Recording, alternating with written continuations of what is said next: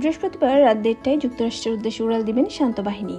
তার আগে Mirpur home of ক্রিকেটে নিজেদের শেষ অনুশীলনটা সেরে নিয়েছেন শান্ত বাহিনী। এদিন সবার আগে মাঠে নামেন অভিজ্ঞ ক্রিকেটার মাহমুদুল্লাহ রিয়াদ। বুধবারের অনুশীলনে রিয়াদই যেন সব আলো কেড়ে নিলেন। যে বয়সের অজুহাতে বারবার দল থেকে বাদ পড়েছেন, সেই বয়সটাকেই যেন নিজের শক্তি করে নিয়েছেন সাইলেন্ট কিলার। 38 বছর বয়সটা দমিয়ে রাখতে পারেনি মাহমুদুল্লাহকে।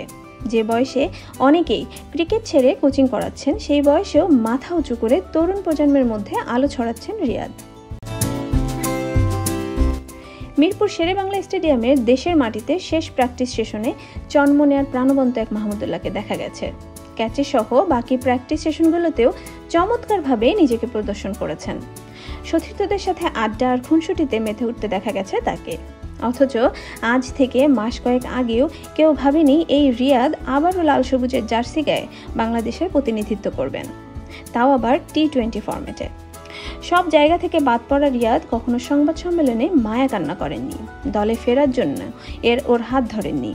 কারণ রিয়াদ জানতেন দলে ফেরার জন্য তার যা ঘাটতি আছে তা পূরণ করতে পারলে জায়গা আপনা আপনি আসবে। তাই নিজেকে মিডিয়ার সামনে উপস্থাপন না করে বারবার ফিরে গেছেন মাঠে আর জিমে।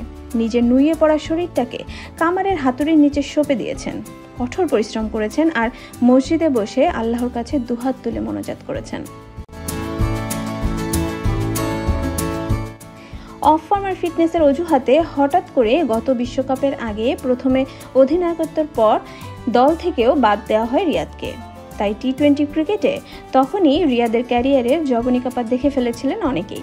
বাকি ছিল ওয়ানডে ফরম্যাটে, সেখানেও বিশ্রাম নাকি বাদ, এমন একটা ইস্যুতে মাহমুদুল্লাহ রিয়াদ নিজেও বোধহয় ছিলেন দ্বিধান্বিত। বিশ্বকাপের আগে এশিয়া কাপেও যখন সুযোগ মিলল না, তখন সবাই আন্তর্জাতিক ক্রিকেটে রিয়াদের শেষটা দেখে ফেলেছিলেন। কিন্তু রিয়াদ হাল ছাড়েননি। মিরপুরে একা অনুশীলন করেছেন, নিজেকে প্রস্তুত করেছেন বিশ্বকাপকে সামনে রেখে। অথচ সেই বিশ্বকাপে তিনি আদৌ সুযোগ পাবেন কিনা তা নিয়ে ছিল চরম অনিশ্চয়তা। এরপর সুযোগ পেয়েই শেষ বেলায় এসে যেই বুড়ো হাড়ের ভেলকি রিয়াদ দেখালেন, তা নিঃসন্দেহে অনেক মানুষের জন্য অনুপ্রেরণার খোরাক হয়ে থাকবে। জীবনের সর্বনিম্ন পর্যায়ে কিংবা সবচেয়ে কঠিন মুহূর্তেও হয়তো রিয়াদের মাঝে অনুপ্রেরণা হাতড়ে বেড়াবেন ক্রিকেট অনুরাগীরা। রিয়াদ দেখিয়েছেন একবার হেরে গিয়েও ফিরে আসা যায়, ঘুরে দাঁড়ানো যায়, নিন্দুকের গালে সজোরে চপেটাঘাত করে নিজেকে প্রমাণ করা যায়। তাই তো বলতেই হচ্ছে, মাহমুদুল্লাহরা হারিয়ে যায় না, মাহমুদুল্লাহরা ফিরে আসে মাতৃভূমির টানে। শত অবহেলার পরও বারবারই ফিরে এসেছে পূর্ণরূপে। তাই তো আগামী বিশ্বকাপকে সামনে রেখে বলতেই হচ্ছে, শুধু সাকিব মুস্তাফিজই নয়, আমাদের একটা মাহমুদুল্লাহ রিয়াদও আছে।